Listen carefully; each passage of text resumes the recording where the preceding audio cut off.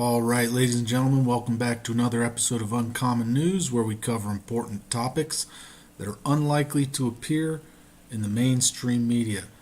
Tonight, we are going to be going over a prepper's guide for responding to H5N1.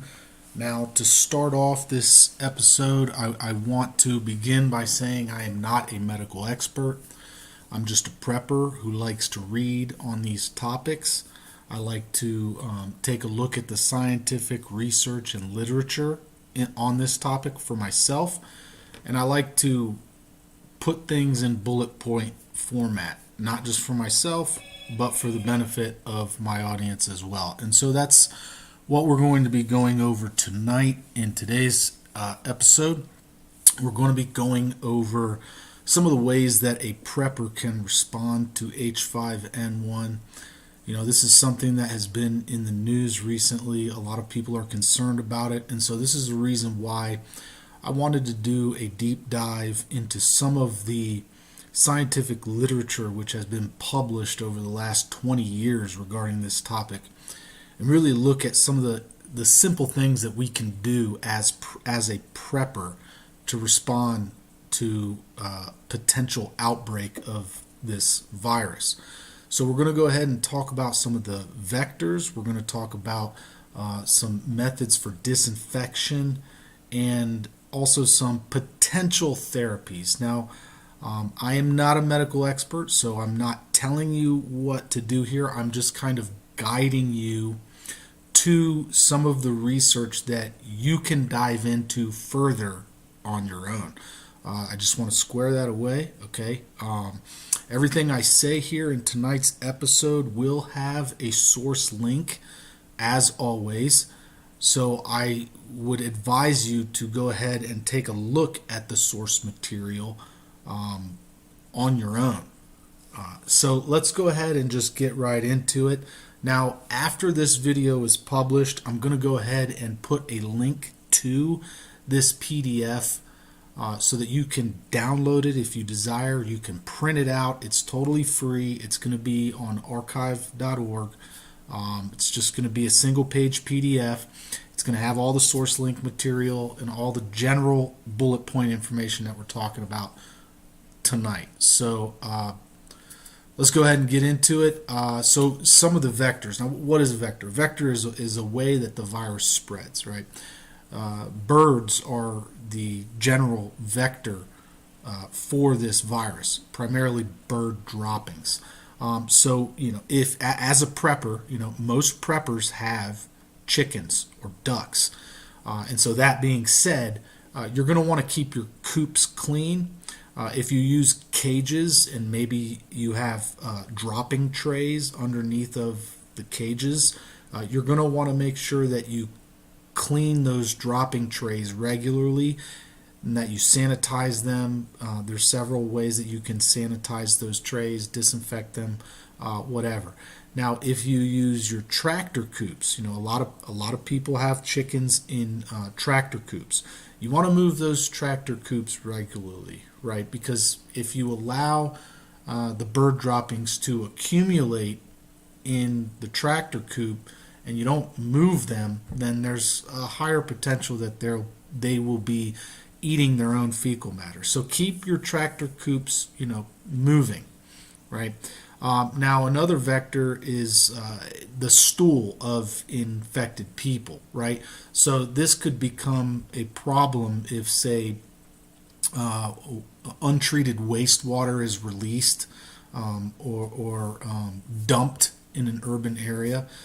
So, you know, we have been seeing an increase in that phenomenon occurring over the last month. You know, I specifically have been covering that topic. It is one of concern, and according to this source right here, the infected wastewater can survive in streams, reservoirs, and lakes for months at a time. So it is something that is of utmost concern. You know, it's something that we need to keep our eye on there. You can get the virus by ingestion or aspiration of any of these contaminated sources, right? Or your birds can get it that way too. So keep your poultry fountains clean and disinfected. And further on, we'll go through some of the recommended disinfection methods, right? And anytime you have mucous membrane contact with a contaminated surface, you run the risk of acquiring the virus, right? Of getting sick, right? So things you want to primarily, be cautious of. It's going to be the common things that you will always want to make sure you're cautious of. So restrooms, railings, and exchanging money, right? And all of this information right here is going to be found in this source link right here. So if you want to go ahead and validate what I've just said, or look further into it, you can do that on your own by following this link right here. Now, we're going to go ahead and move on to disinfection. So in water, flocculation and settling has very little impact on this virus at all. Now, hollow fiber ultrafiltration has a 3-log reduction of the virus. So that's a 3-log reduction is 99.9%. Right. So your reverse osmosis filters are extremely good at filtering out this virus. Right. UV treatment has also been shown to be extremely effective. That's a 5-log reduction. So we're talking about 99.999% effective, right? And this is one of the things I harp on regularly with not just water treatment in general for like your fish or long-term storage of your water, but even for things like this, dealing with major viruses like H5N1, and also to help break down chemicals like dioxins, PCBs, and furans. A UV lamp is probably the cheapest device that you can get for water treatment, and as long as you have the ability to run it off of a battery, maybe even a solar powered battery, that would be perfect. So I highly recommend, if you are a prepper and you already have your solar powered generator, you might want to throw in a water UV lamp, a UV lamp that's designed to go in like a fish tank. A lot of times they have a suction cup on them. You can just stick them on the inside of a tank, plug it into your solar powered generator, and they have automatic switches where they'll turn on automatically and turn off automatically, so you can reduce the electricity that's required for them. Now, ozone and chlorine dioxide are also all very effective at disinfecting your water from H5N1.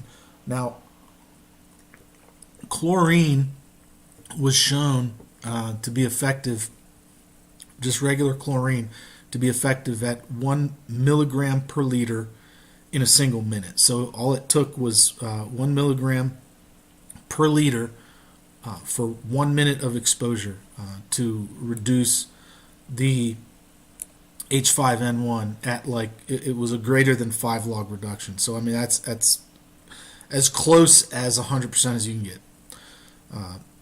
So take that for what it is there. Now, on surfaces, this is something that kind of caught me off guard.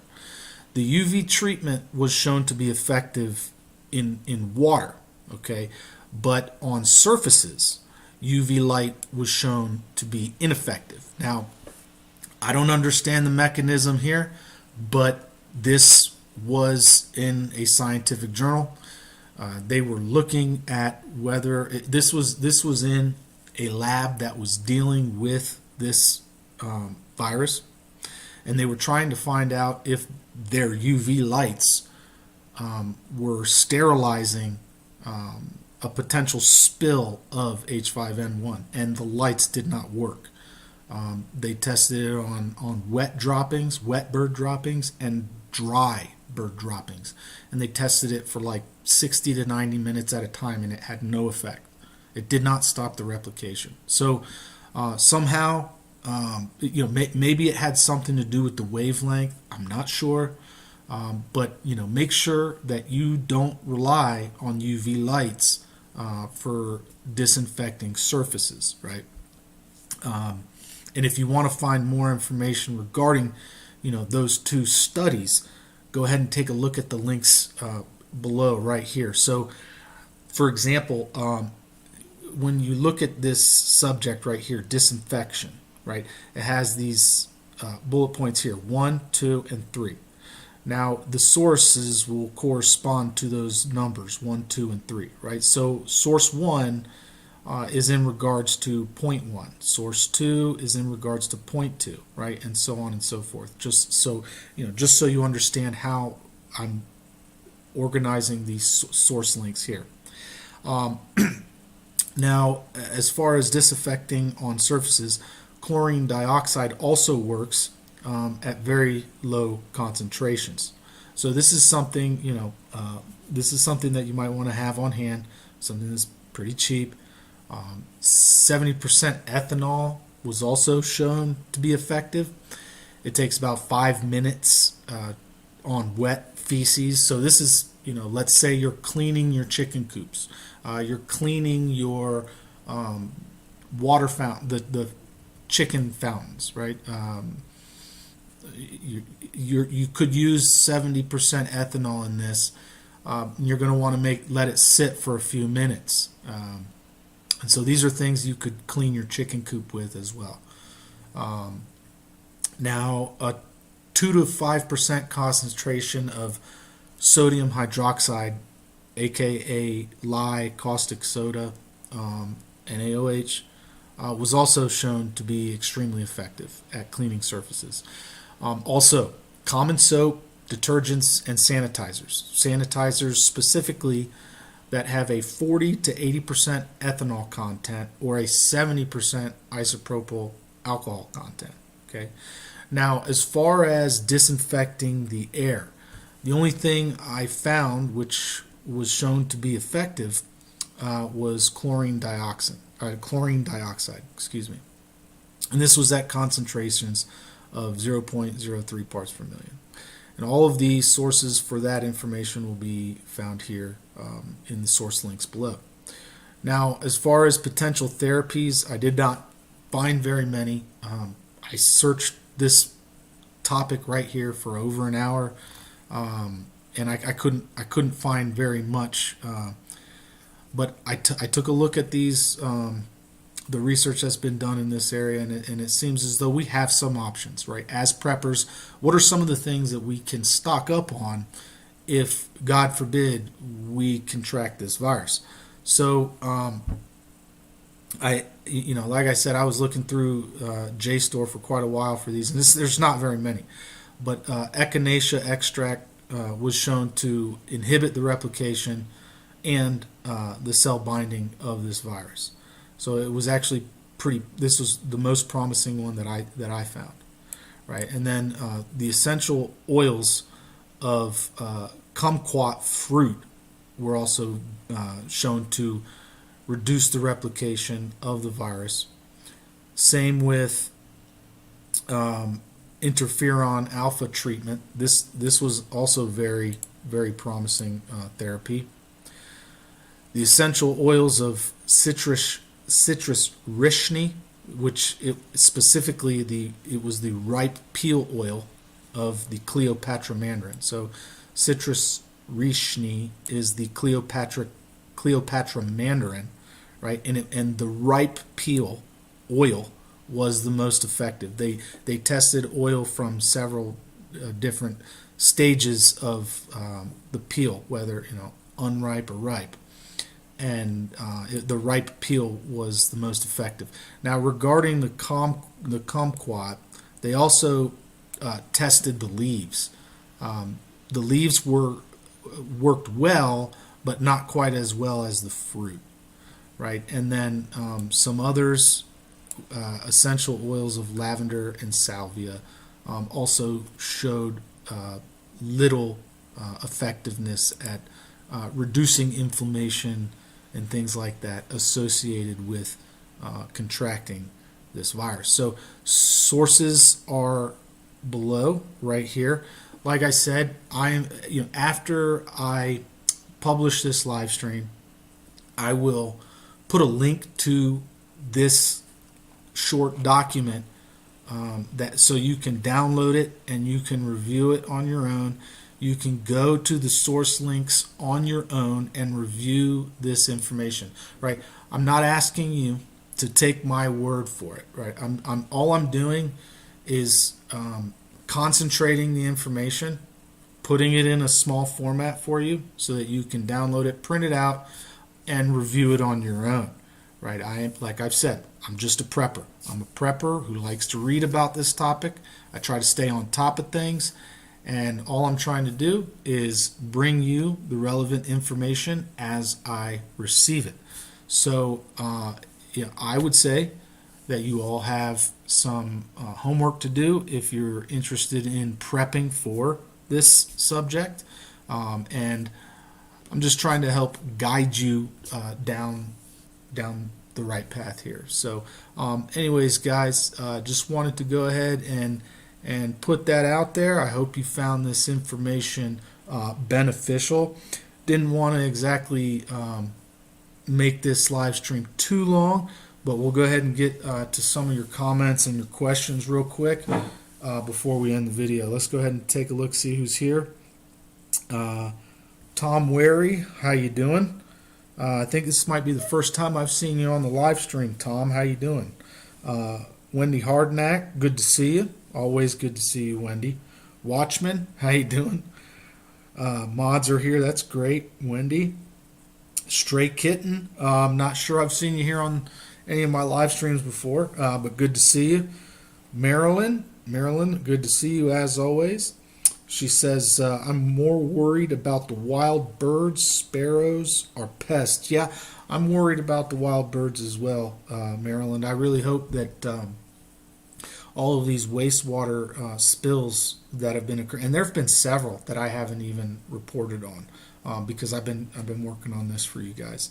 But I'm really concerned that these wastewater spills, which are happening in freshwater rivers, do not contaminate or are not contaminated with this virus, because it would be a very simple thing for a terrorist organization to do. This type of thing can be weaponized, and the potential to basically contaminate our fresh water sources with this is real. It's a real potential. Right, and so yes, I'm very concerned about that as well. Let's see, Watchman. One thing I've learned is to keep styrofoam away from chickens. I've never had styrofoam near my chickens, so I do give them popcorn sometimes, though, as a little treat. So as much as they love popcorn, I could imagine they probably love styrofoam just as much. Stray Kitten. Okay. I just got chicks, not outside yet. Okay, Wendy, that's awesome. What kind of chicks did you get? My wife and I drove several hours the other day to go get some bantam chicken eggs. So we bought 3 dozen, but the guy was kind enough, he actually gave us 4 dozen. So we've got Old English and Rhode Island Red, and Sarah. It's like, I can't remember the other name. It's like Saruman. Very small birds, but they lay a huge egg for their size, and the amount of feed that they require per month is like a fraction of what normal birds require. And so we will have them in cages, and we'll be cleaning their droppings on trays. We're going to have them. We're going to be taking care of them that way. We're going to test that out. that's how the guy that we're getting them from had him as well. And the operation seemed pretty clean. Things seem to be working out pretty well for him. So we'll see how that goes. See how it goes. But they're in the incubator now. Let's see. Hospitals built the superbug by using too much bleach. The strongest bacterias learned to survive. Yeah, that could be true, Watchman. I definitely agree. They definitely they're definitely getting worse. That's for sure. Chewy weather. Thank you, sir. No, thank you, Chewy. Thanks for joining us on today's live stream. Really appreciate the support, you guys.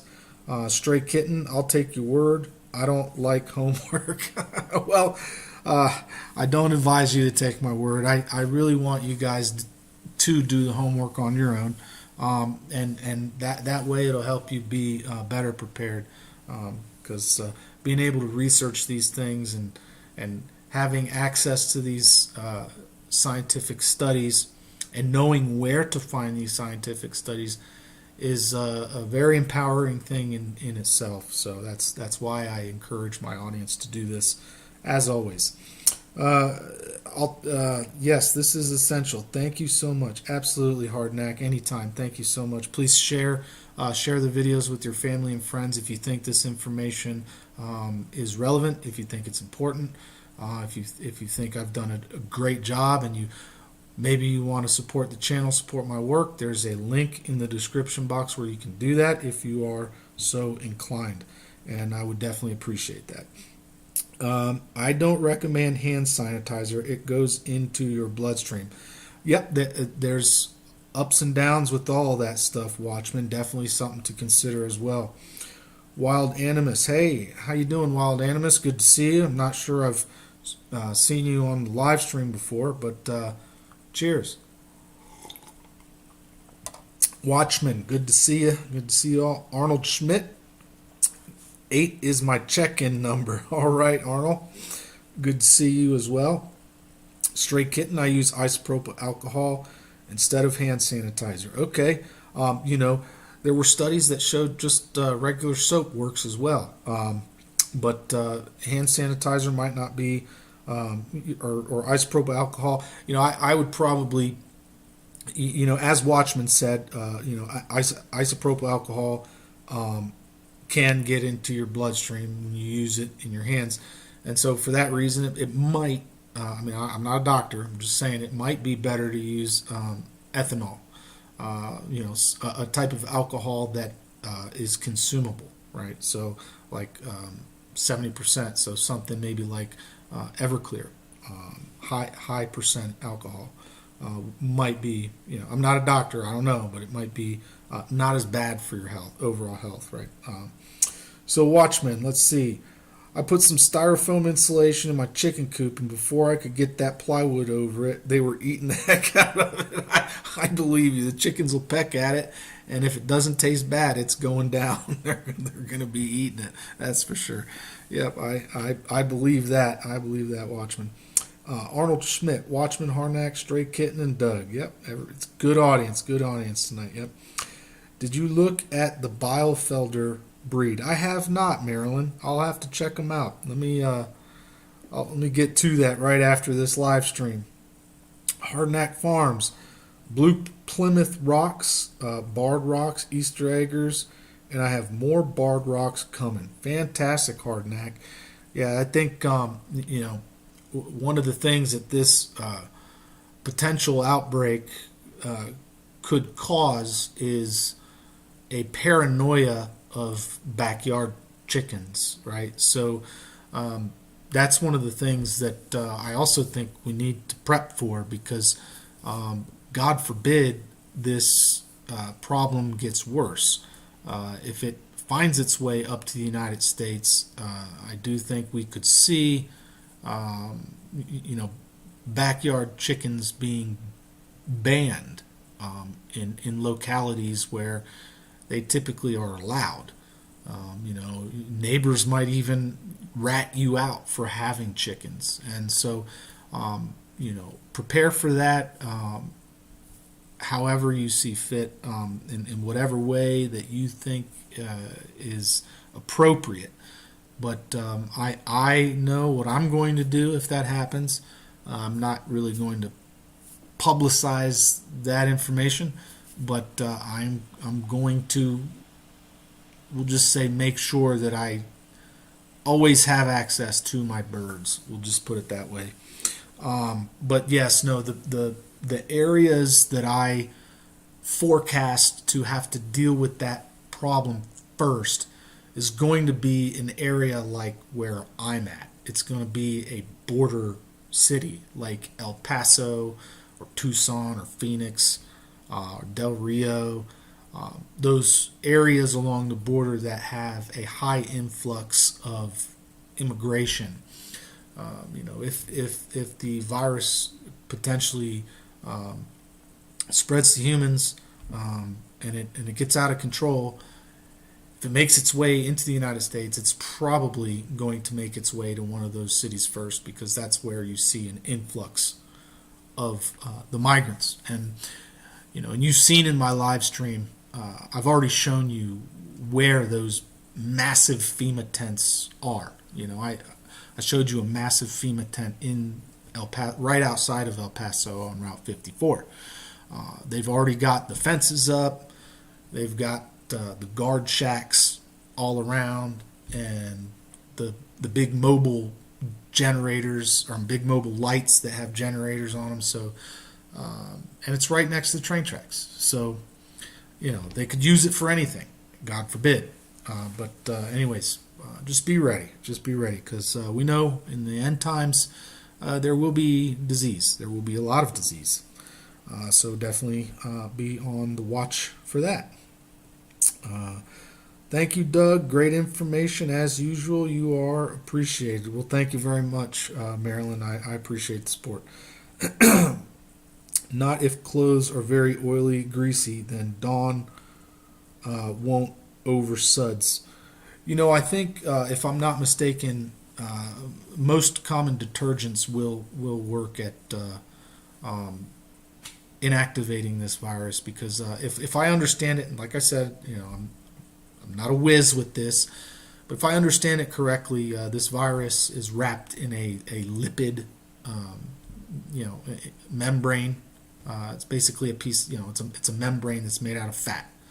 And detergents, they break fat, they break lipids down. So in effect they deactivate these viruses. So hot water and soap, yeah, that's pretty much best advice anybody could give you. Wise will thrive. Soap and hot water, definitely. No worries, it happens all the time. Yep, Maryland, or bleach. Yep, bleach, Arnold. Bleach should work. Yep, just I wouldn't have any kind of scented bleaches. Probably just regular bleach. So I used Doterra on guard oil and water, then baby wipes and rubbing alcohol. That's interesting. I have to take a look into that. I appreciate that information there, Hardnack. All this stuff weakens the immune system. The Western world could never survive like the Middle East. These people live in freezing weather and are covered up with animal skins. Yeah, we are weak, aren't we? Definitely not as strong as our forefathers, are we, Watchmen? But you never know.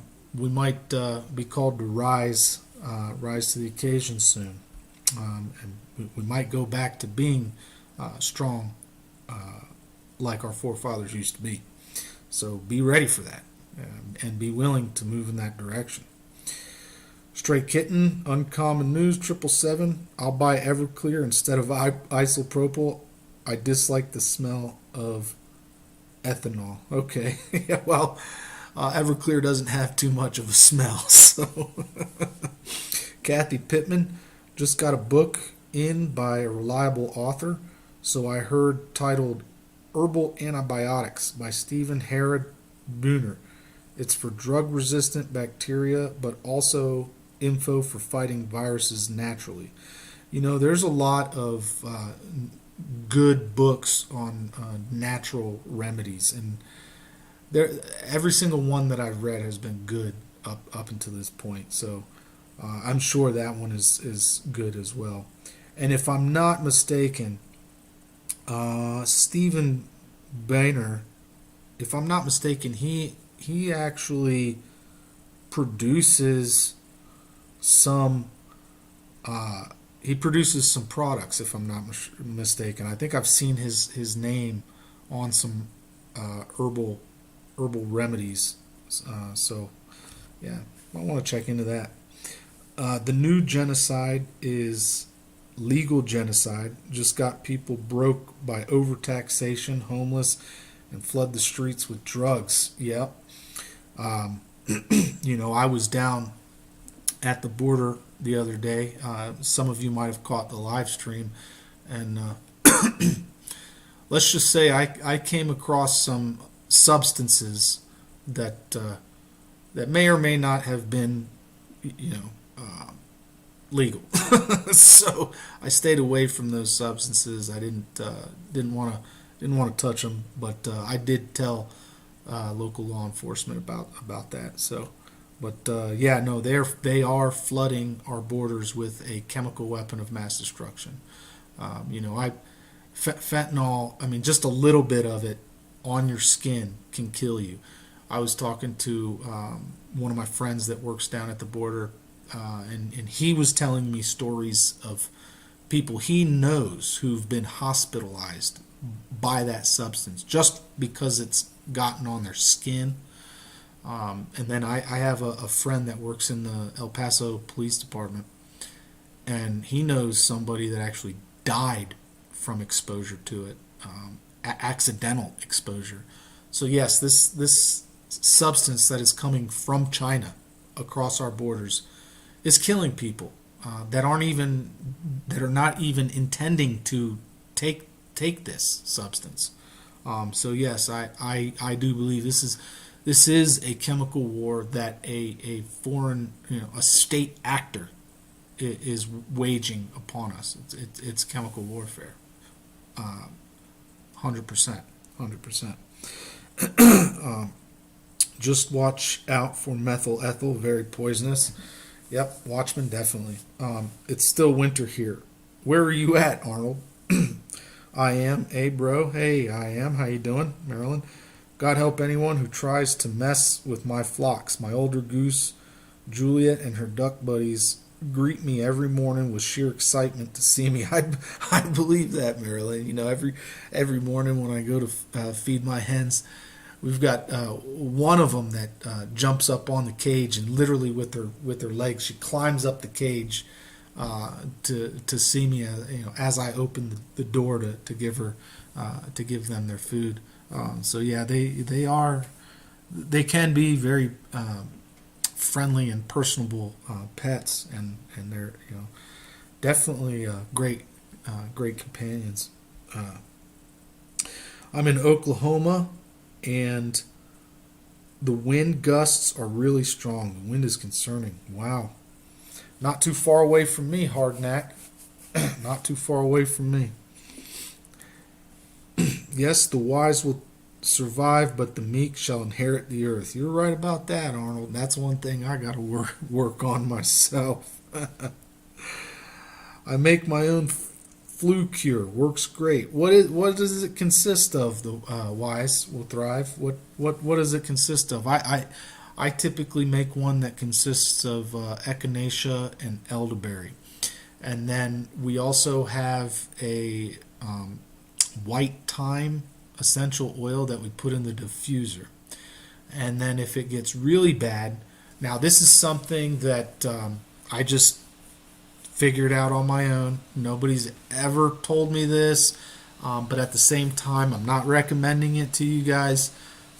It has worked for me, and it has worked for my wife because she's seen that it worked for me, so she tried it herself. But take this, as a cautionary advice, right? I'm not. This is not medical advice, right? There have been a few instances where I had made Allison from garlic. Okay, I would chop up the garlic, I'd crush it, okay, and then let it sit out in the air for about 10-15 minutes.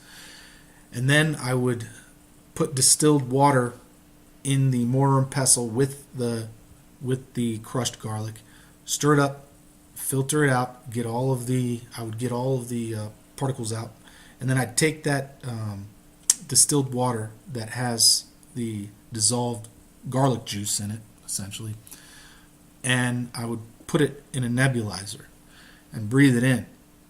And I have had very good results personally from that whenever I had any kind of like bronchitis symptoms, like upper respiratory tract infections. And like, just for me, like, as quick as it works is pretty remarkable. I'm not telling you, I'm not giving you, not telling you to do that or telling you even to try it. But just throwing that out there. But I'm definitely interested to hear what your fluke cure is there, Wise. Jesse Mills, question. So if you drink Everclear, does it work from the inside out? I don't know. I think it would definitely work at putting you to sleep. That's for sure. I wouldn't recommend it there, Jesse. Watchman. We're yeah, we're probably devolving. You're right, Watchman. Yeah, we're not getting stronger. We're getting weaker, right? Entropy, right? Arnold Schmidt, you'll be okay as long as your house isn't made out of straw, Wendy. Yeah, right. This book is over 300 pages with exact recipes. Haven't gotten a look at it good yet. Using Lynch and Prolific on my property, and one that he uses in the book. Check into it and check your property. Definitely. Thanks for the advice, Kathy. However, my African geese, winking, blinking, and nod. Winking, blinking, and nod. That's cute. Not being a gander, has decided his job is to stand between me and his two ladies. I believe it. Ain't that the way it goes all the time, though? I've got a rooster. He's a bantam. I don't know what breed he is, but he's a small guy. He's real small, and he's definitely protective of his hens. That's for sure. It's snowing here right now again. Wow. Weather's getting crazy, ain't it? It's nice. It's nice here in El Paso. So I'm wearing shorts and short sleeves today. Let's see. So that's cute. Fireman out of Houston busted for selling it. Oh, was there? I believe it. A lot of people are getting busted for selling that stuff. Yeah. Vodka, elderberry, cayenne, lemon juice, and raw honey. That elderberry probably helps out quite a bit. Lemon juice, cayenne, and raw honey. Yeah, I've never really put those to use, to be honest with you. I've heard about them working for stuff like that, but I've never tried it on my own. Appreciate the advice there, Wise. I saved a wild baby goose in the cold by putting it down my shirt to warm it up. I would do it again. Wow, I'm surprised it let you catch it. That's interesting. That's cute. Maryland had ducks, but just chickens now. My favorite is a tiny black game hen named Itty Bitty. Yeah, I was thinking about getting ducks myself, but I don't know what type of breed I would want to get. I want to get one that produces eggs. Like I would want them for the eggs, because I know that duck eggs are extremely big. They're very desirable in places like Asia. Pregnant women are advised in Asia to eat them for the development of the baby's brain. But I don't know if that's true or not. But nevertheless, I've always been interested in finding out what a duck egg tastes like.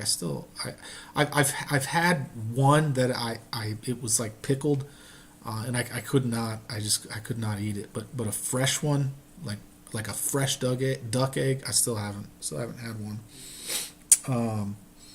Bantams are easy to take care of. Yeah, that's why we're getting them, Arnold. I have one bantam rooster. It's just a bantam rooster, and I have given him as much food as he wants. Right, I give him a full hopper of food, but he has not emptied his hopper, and I give him different. I put different types of stuff in there. I'll put a slice of bread. I'll put noodles. I'll put rice. I'll put oatmeal in there. I'll put apple peels, fruits, vegetables, all kinds of stuff. But he does not eat much at all. I mean, we've had him for like maybe 3 weeks, almost a month now, and I can almost guarantee you he has not eaten.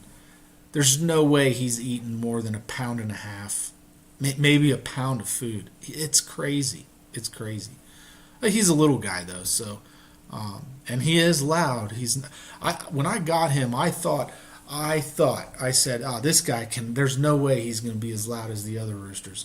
And he's just as loud. He is there. I mean, if I had a decibel meter, I can almost guarantee you that he might even be louder than some of the other roosters that I've had. Yeah, they're small, but they pack a punch. That's for sure.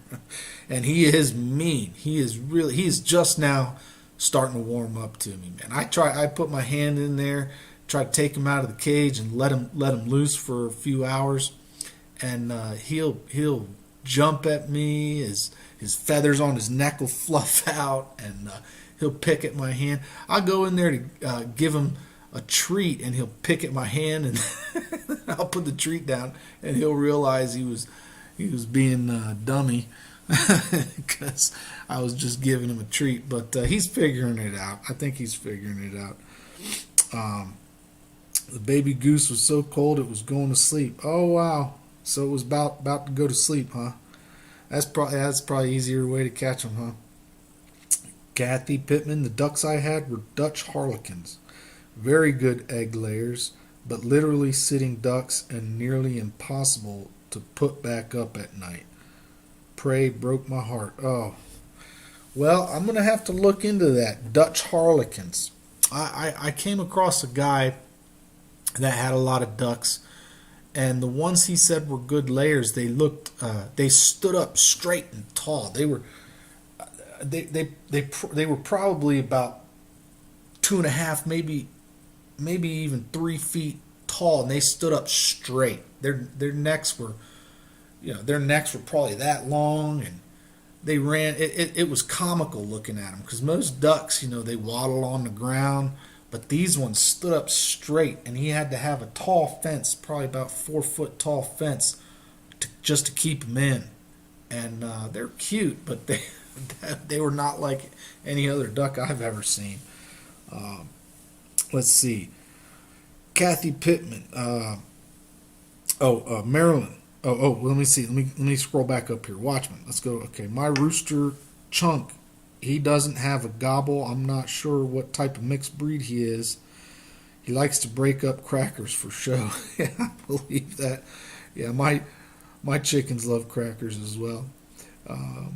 Kathy Pittman, my Windot was 6 years old and died this month. I found her in front of the door where she always waited for me. Oh my goodness, that break my heart. I mean, we've only had we have 4 primary hens that lay for us, and we've already had them for about 2 years. We had one. There's one that we've had for 3, and yeah, I could definitely imagine it. Definitely would be tragic, especially for my son and my wife. I know that for sure. If my son went out there and found his golden hen lifeless, he would be bawling. We've already got her replacement on the way, just in case that happens. It's upstairs right now in a cage, and I'm keeping it inside just so that it stays warm for now. But it's a little itty bitty one, just a few weeks, maybe 3 weeks old now. So, and it's her baby. We brought one of the roosters home and bred with her, and she only there were only two of her eggs that made it, that were viable. A lot of them didn't make it, and I sold one and kept the other, and this one's going to be a replacement for her if she doesn't make it. So runner ducks. Yeah, is that what you think they were, Marilyn? Could be. Let's see. Arnold Smith. Uncommon. Sound kind of runner duck sounds like. Could be. I'm not too familiar with runner duck breeds. But, well, guys, we're all caught up on the live chat. Really appreciate all you guys coming out tonight. Please, if you haven't hit that thumbs up, go ahead and do that for me. I've only got 2 thumbs up. If you appreciate this content and you feel like you want to share it with your family and friends, please feel free to do that as well. Don't forget to leave a comment in the comment section once the video posts. There's going to be a link to this PDF after I publish this video. So if you're interested in downloading this PDF, printing it out, sharing it with your friends, you'll be able to do that. Just wait for about 30 minutes after I post the video. I will post a link to this somewhere in the description box or in the chat. I'll pin it so you can go click on the archive.org link and you can go and review this information on your own. Thanks for watching, guys. Thanks for listening. If you feel like you want to support my channel, support my work, if you think what I'm doing is valuable and relevant to the community, to the prepping community, there is a link to my Buy Me a Coffee in the description box below. Like I said, guys, thanks for watching. Thanks for listening. And as always, don't forget, help out your neighbors. Bye.